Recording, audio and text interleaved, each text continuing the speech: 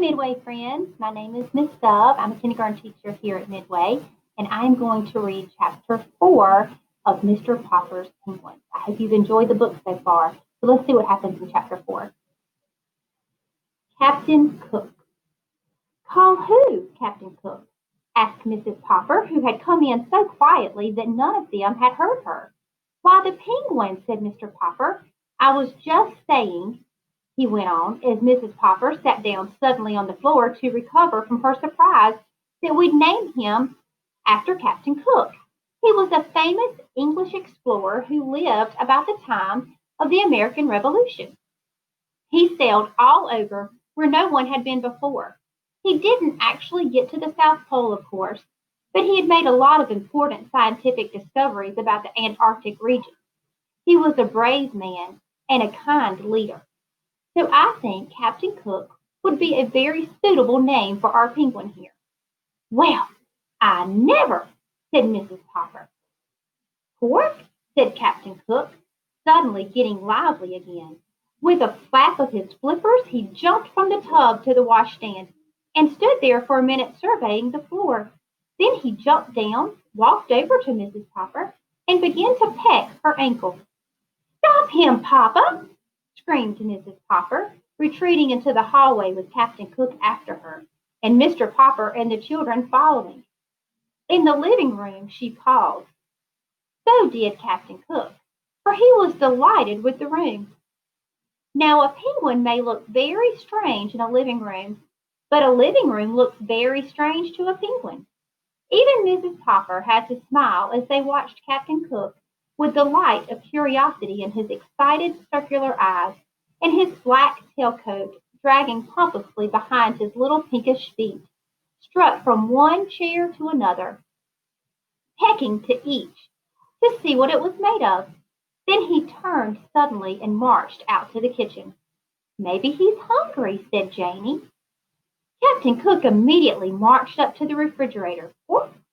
He inquired, turning to slant his head wisely at Mrs. Popper and looking at her pleadingly with his right eye. He certainly is cute, she said.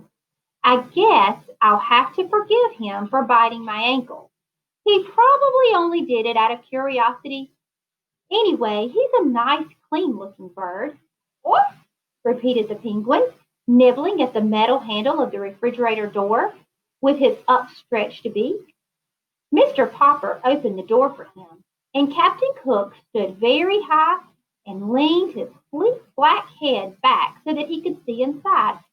Now that Mr. Popper's work was over for the winter, the icebox was not quite as full as usual, but the penguin did not know that. What do you suppose he likes to eat? Asked Mrs. Popper. Let's see, said Mr. Popper as he removed all of the food and set it on the kitchen table. Now then, Captain Cook, take a look. The penguin jumped up onto a chair and from there onto the edge of the table, flapping his flippers again to recover his balance. Then he walked solemnly around the table and between the dishes of food, inspecting everything with the greatest interest, though he touched nothing.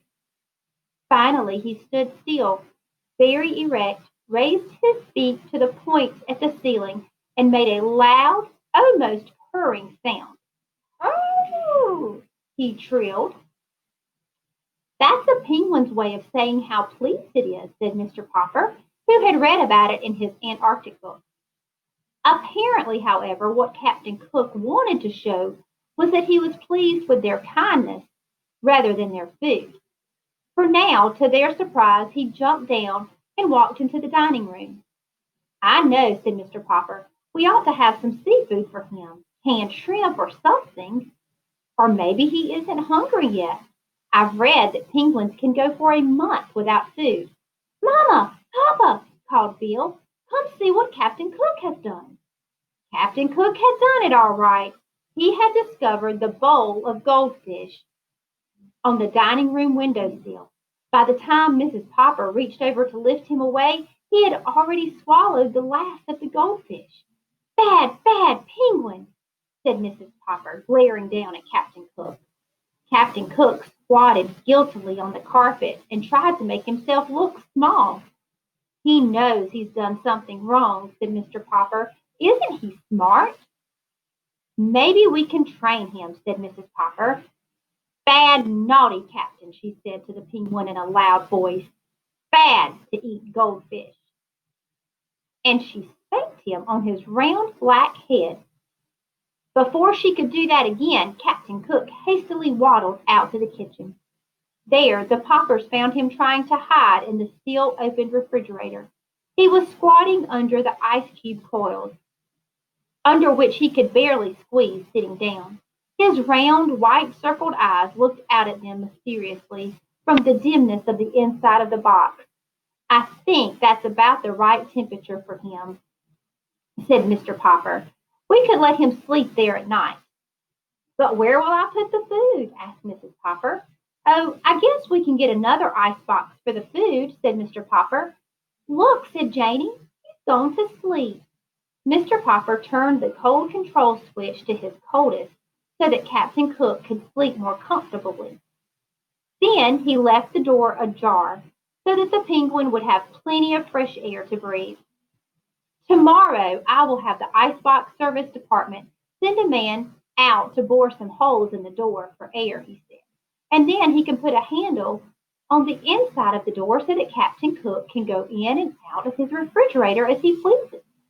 "Well, dear me, I never thought we would have a penguin for a pet," said Mrs. Popper.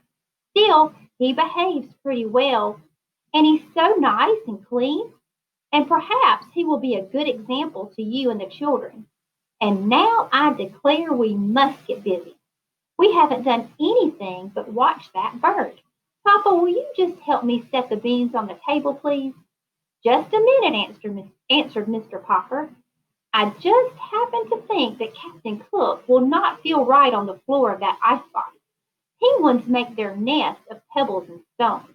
So I will just take some ice cubes out of the tray and put them under him. That way he will be more comfortable."